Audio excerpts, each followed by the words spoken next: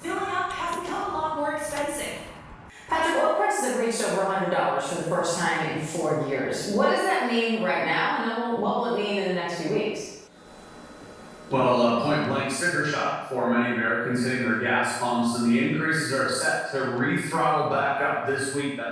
Welcome back to CBS News 24/7. It used to be fun to gas up and go, right? Well, no more, as the war in Iran rages, and you can see the prices here. A gallon of gas in the United States, $4 a gallon, more than $6 if you live in California. Well, today, above $4, yesterday just below $4, and last month, just for contrast, just below $3. Those are national averages.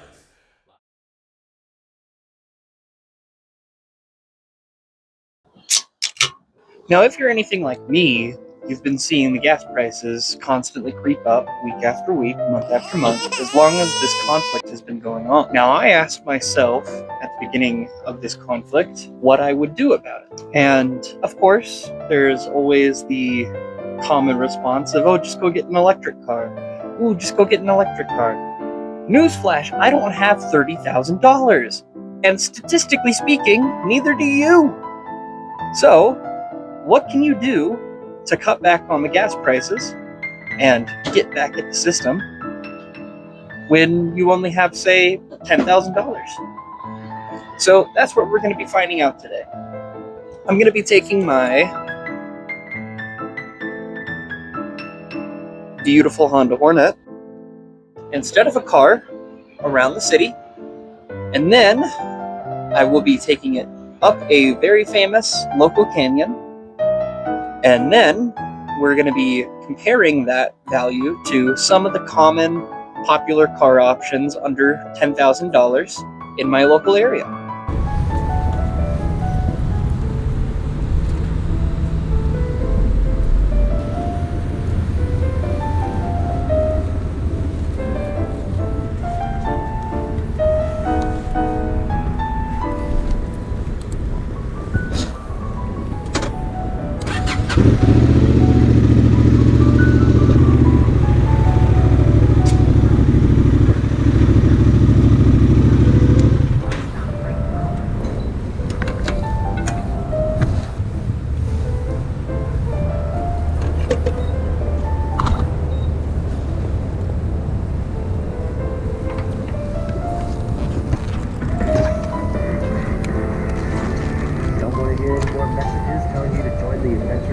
Maverick.com or the Maverick app, or you should probably just join the Adventure Club to save money on every gallon of fuel every day.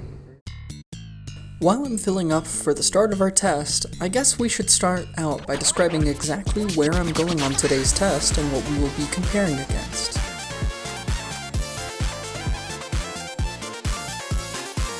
For the first section of our ride, we will be hopping on and off surface streets from this gas station until we reach the This Is the Place State Park in the foothills east of Salt Lake City.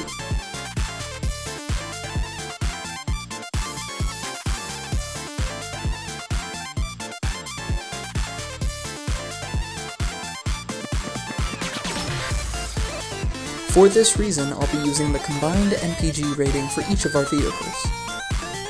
We are going to be comparing the fuel efficiency of my Honda Hornet against vehicles that can be bought for under $10,000 in each category. To represent our crossover, I've chosen the 2017 Nissan Rogue. It can be bought for anywhere from $8,000 to $10,000, seats 5, and gets a combined MPG rating of 29, with city efficiency being 26. To represent our full-size SUV category, I've chosen the 2016 Ford Expedition. It can be bought from a range of $9,000 to $10,000, seats 7, and gets a combined rating of 18, with city being 16. For our sedan/compact car category, I've chosen the 2016 Honda Civic. It can be purchased for anywhere between $10,000 and $11,000, seats 5, and gets a combined rating of 35 miles per gallon, with city being 31. To represent the truck category, I've chosen the ever-popular 2010 Ford F-150 XLT. It can be purchased from the $7,000 to $9,000 range, seats 5, and gets a combined fuel economy of 15 miles per gallon when running regular pump gas in it, with a city rating of 14. And finally, to represent the contender for electric cars, I've chosen the 2016 VW e-Golf. It can be bought for about $8,000, seats 5, and gets a rated economy of 116 miles per gallon equivalent, with a rated range of about 83 miles, which I should note was when the vehicle was brand new. In our test, I'm assuming these vehicles have been purchased used, and after 10 years, an electric car battery could lose up to 30% of its capacity. Let's assume the car was taken care of well, so we will make that capacity loss 20%, which would put our maximum range at 66.4 miles, which is dangerously close to the 64.6 miles our journey will take us on. Now let's check back on our progress refilling the Hornet and get on our way. Club to save money on every gallon of fuel every day. Earn freebies and yes,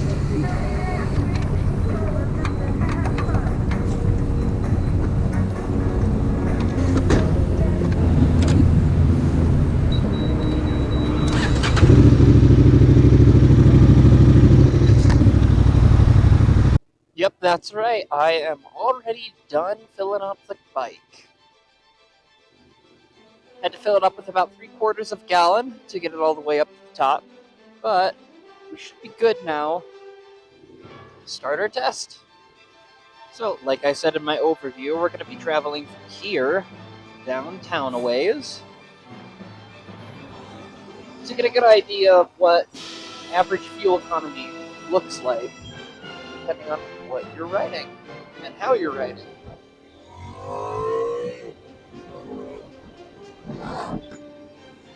It's a beautiful day out here today. But oh boy, it's a little bit nippy compared to how it's been. Hopefully it warms up as we go through this. It's definitely going to warm up as we get down towards downtown. As you can see, I've got my real-time fuel consumption display up. Now, this is the average. I can switch it to a real-time display. But we will keep it on the average. And I hope this section of the video really illustrates just how many people just blindly drive their cars as if there's no other option out there. Because, I mean, look at this. It's not even 9 in the morning right now, and we're already backed up with traffic, and it's mostly because of how much space these cars take up. So for this first section, we're going to be getting a little bit of mixed driving in, because that's going to be more realistic compared to what most of you do on a daily basis, which is you ride on some local streets, and then you get on a big highway, and then you get off the big highway and get back onto some local streets. Now, it doesn't take a rocket scientist to figure this out, but this is one of the worst situations for fuel economy you could ever think of. Speeding up and slowing down and going between slow speeds and high speeds and navigating around traffic and hopping on the freeway and then hopping off the freeway. It's really bad for fuel economy. But that should hopefully highlight just how extreme the fuel economy is. As you can see, sitting at idle is bringing down our average fuel economy because we're not doing anything. We're just burning gas to burn gas.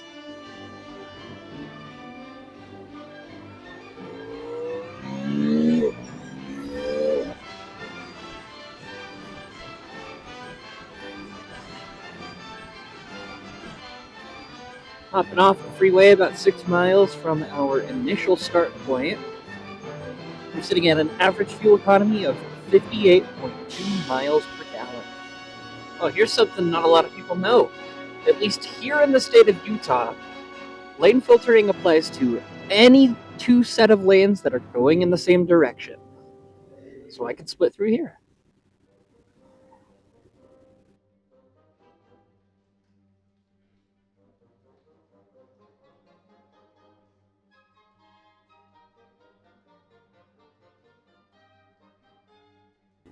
Okay, we've got ourselves a dangerous situation here.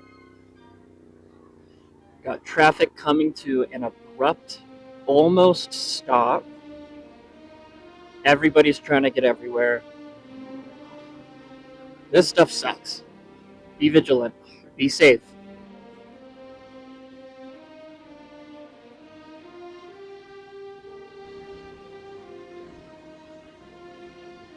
Now, you might be asking yourself, How exactly is a motorcycle any better than a car? Doesn't it burn gas? And yeah, they do burn gas. And burning gas is burning gas. I mean, you're throwing CO2 out into the atmosphere. You're having to deal with these gas prices. The reason why I say that I'm beating the gas prices is because a motorcycle uses that gasoline far more efficiently than a car does. But what do I mean by it uses the gas far more efficiently? It can't be that big of a difference. Well, name me a car that gets 60 miles a gallon consistently and isn't lying to you when it tells you that it is getting 60 miles a gallon. I can't think of one off the top of my head. Most hybrids I see nowadays try to target somewhere in the neighborhood of 35 to 45 miles a gallon. And yeah, you can get better values than that if you get an extended range EV, but it's still usually not 60 miles a gallon. In order to get into this territory, you have to look at stuff like electric vehicles, changing to a bicycle, using an electric bicycle. Options that most people either can't afford or don't want to put up with. So what makes a bike any different? Why would this be something that you would want to put up with more? Well, for one, it's fun. It's fun and it's therapeutic. We've talked about that kind of stuff before here on the channel. But I think more importantly is that this just makes more logical sense. If you're transporting one person, why would you need a vehicle that's meant to transport 5? Why not get a vehicle that's meant to transport one person? Now, I don't mean as a car replacement across the board, but for these nice days when you don't have anything else going on, you're just going to and from work or to and from school, why do you need a car? Now, if you've clicked on this video, you're obviously interested in motorcycles. So I won't beat around the bush when I say this, but obviously, driving a motorcycle is a more dangerous activity. Statistically speaking, it just is a more dangerous thing to do. You're more likely to get hurt. But if you take your safety seriously, if you wear your full gear, and if you approach this not as something to post on social media and get hype over, not as a way to be that cool member of the friend group that just has the motorcycle, but if you do this as a practical lifestyle change, like getting a Prius or like getting a Tesla, like if you treat this more as a way to more practically get around your city or get around your town, you're going to have much better odds than the average motorcyclist out there. Because at the end of the day, if you think about it, that's all this is. This is just another version of transportation that gets you from point A to point B. And unlike a Tesla, that was a really cool train. Unlike a Tesla, unlike a Prius, this makes you look pretty damn cool. Everybody else, when they see you driving a Tesla, they're thinking, oh, that person drives a Tesla. Or if somebody else sees you driving a Prius, they're going to be like, oh, nice Prius, said nobody. But if you end up on a bike, people are waving at you, people are looking at you, you look cool, you feel cool. Now that all of this driver assistance has become mandatory or standardized, not only has driving become much easier and the barrier to entry has become much lower, you don't have to know nearly as much in order to think that you're a good driver. It also increases the perceived value of a car. If you look at the brass tacks, how much has actually changed in the world of cars over the last 10 to 15 years? I can buy a 2009 vehicle, and it'll still feel 80-90% of what a vehicle feels like today in terms of the actual driving experience. Sure, I won't have a touchscreen, sure the audio will be worse, sure it won't be able to keep me in my lane and yell at me if I'm tailgating somebody too hard, but those things aren't needed. Those aren't needed in order to drive. They just augment the driving experience to make worse drivers feel more confident.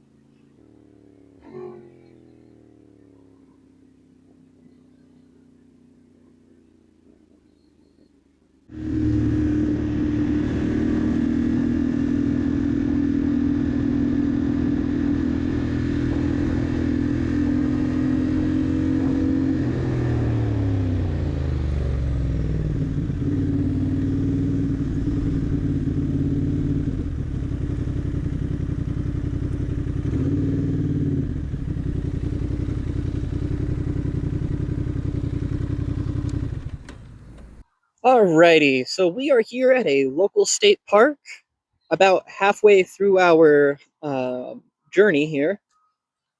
We have traveled all the way from the neighborhoods all the way through downtown, took some freeways, took some surface streets. Should give a good capture of what city miles per gallon should be around. We're going to go ahead and check that. And it looks like we, over the course of 23.6 miles, so about a marathon, we were able to achieve 57.1 average miles per gallon.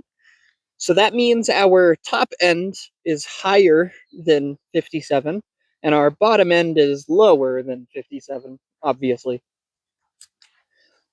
Sitting and idling didn't help that much at those stoplights, but it would hurt a car a lot more.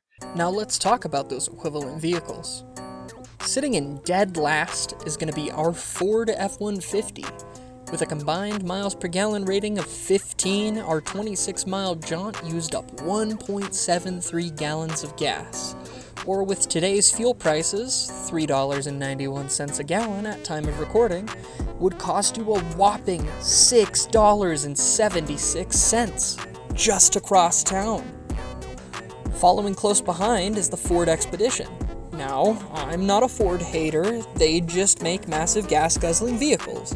But with a combined economy of 18, our journey would use up 1.4 gallons of gasoline and would cost us $5.47. Next up is the crossover, the Rogue. With a combined economy of 29, our jaunt would use up 0.9 gallons of gas, finally under a gallon, costing $3.52. Not to be forgotten is the Civic, our most efficient gas car on the roster. With a combined economy of 35 miles per gallon, the Civic would use just 0.74 gallons of gas, costing us $2.89. Let's compare these gas cars to my Hornet. Like I said, we were able to get 57.1 miles per gallon, and I should note I was not riding in any specific way to get that figure. I just rode as I normally would. You could see less, you could see more. But with that figure in mind, the city trip would have used up just 0.45 gallons. Not even a half gallon of gas. At today's prices, that works out to, drum roll please,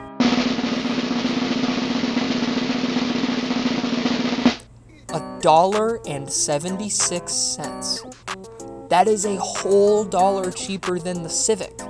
These are small figures, of course. $7 worth of gas isn't that much up front, but imagine it costing you that much every single time you commute to work, or go across town, or visit family. It adds up fast. Okay, addressing the elephant in the room, the e-Golf.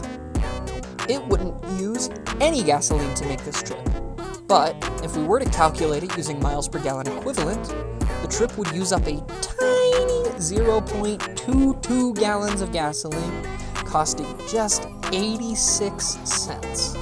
But to be more realistic, we will use the kilowatt rate in my area. The e-Golf has a 22.4 kilowatt battery pack. Taking into account our assumed 20% degradation, that would bring max capacity to 18 kilowatts usable.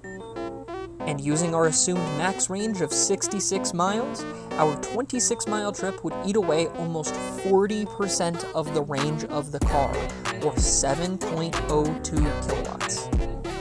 Electricity in the valley is currently running at 11 cents per kilowatt hour, so realistically, this car would use about 77 cents of electricity to travel this distance, which is pretty close to the estimate we got using the EPA-rated miles per gallon equivalent. However, this is unfortunately where we will have to bid the e-Golf adieu. Yes, it's admittedly cool, I was actually able to find an electric car for under $10,000, but we are about to head into a rural area with absolutely zero public charging infrastructure. For buzzing around town, I could genuinely see the e-Golf being the perfect car. But any trips out of the city would bring in debilitating range anxiety, especially with a range that low.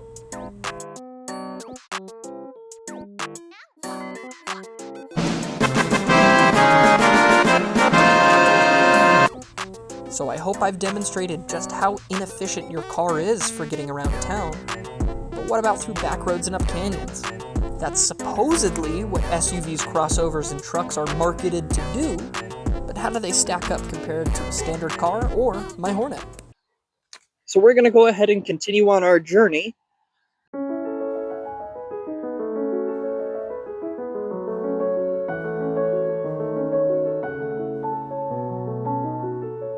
This time we're going to be going up the canyons.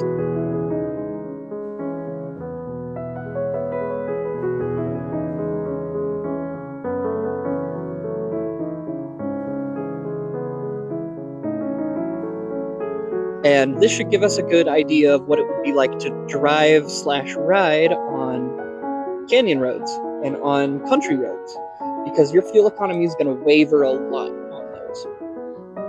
So let's get right into it.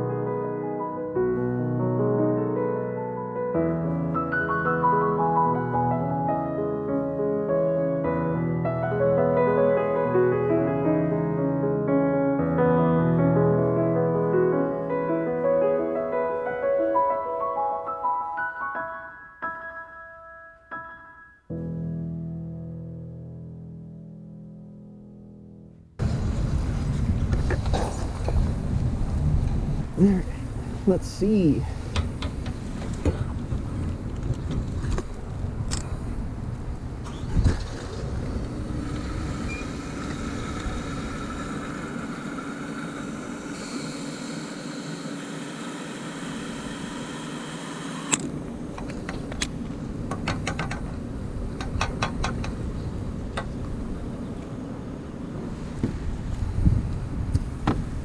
All right.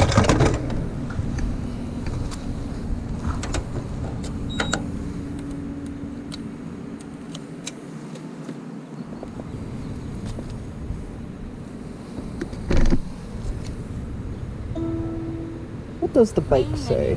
To enjoy the full features We went of Honda 67 Road miles, Long press left to switch into and we got an Honda average Road fuel Mode. economy of 55.9. Now, remember that same 67 mile figure? That's how much that fuel pump is saying we used. 1.131 miles, 1.131 gallons, which would be this much in miles per gallon. Kind of interesting. I think the average fuel economy on the display is a little bit conservative. I think it tells you that you're using a bit more gas than you actually are. But this has been an interesting video, and I will segue it back to Editor Roasty to cap us off. So, for our final section, let's talk grades. No, not the kind your parents were always disappointed because of. I'm talking elevation grade, or the percentage off a flat plane that the road rises or falls. This is crucial for our test because road grade influences fuel economy by a lot. A road grade of just 3 to 5% increases fuel consumption by up to 20% compared to driving on a level surface. But this can be combated somewhat by the downhill section that usually follows a hill climb like that. But only so much. Due to friction, heat, and physics, going downhill won't be enough to completely counteract lost fuel economy during the climb. Now, we've encountered a bit of a limitation with the structure of this video. I'm not actually comparing real cars to my real bike. I've been thinking about this while I've been making this video, and have plans to revisit the subject at a later time, comparing my Hornet to real-life cars, and see what real fuel economy would look like in comparison. But, for the sake of this video, you're going to have to just forgive me, as I just make some arbitrary decisions about what MPG number we will use for our example cars. Now, it's not entirely baseless, but there will be an honest amount of fudging to get these numbers. To calculate our total losses, we will be calculating the grade of our hill climb up to the summit, then calculating the downgrade to Morgan from there, subtracting the two, adding an additional 1% to represent running losses, then compiling that number into an effective grade to represent the base MPG figures off of. Calculating grade is a simple process. It's just division, as a road that rises 1 foot for every 100 feet of length has a grade of 1%. First, we need to know our starting elevation. For this, I will use Salt Lake City's elevation, or 4,300 feet above sea level. Then, we need to know our finishing elevation. For the hill climb, this is 8,260 feet. Subtract the two to get our elevation change. 3,960 feet.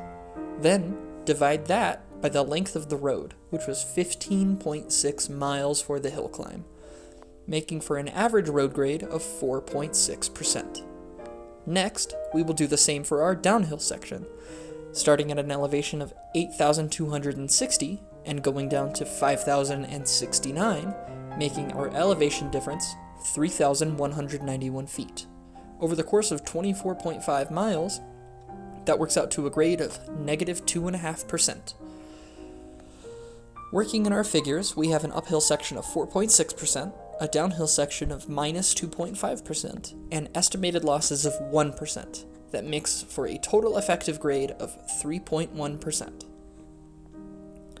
Because of the 3.1% figure we calculated, I'll place our total economy losses at the 10% mark, or the lower side of elevation-related economy losses. In a real scenario, it's quite probable there would be an even bigger impact on fuel economy. All that in mind, our example cars will have these fuel economy figures.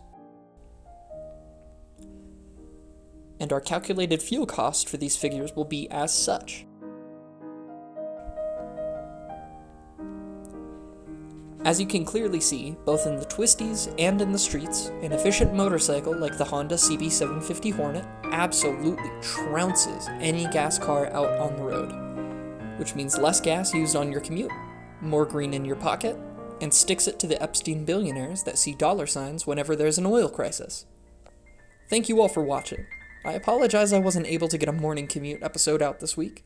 This video took up all of my creative resources, and I hope you enjoyed it and got some value out of seeing a motorcycle stacked up against cars like this. I will see you all in the next video. Peace out!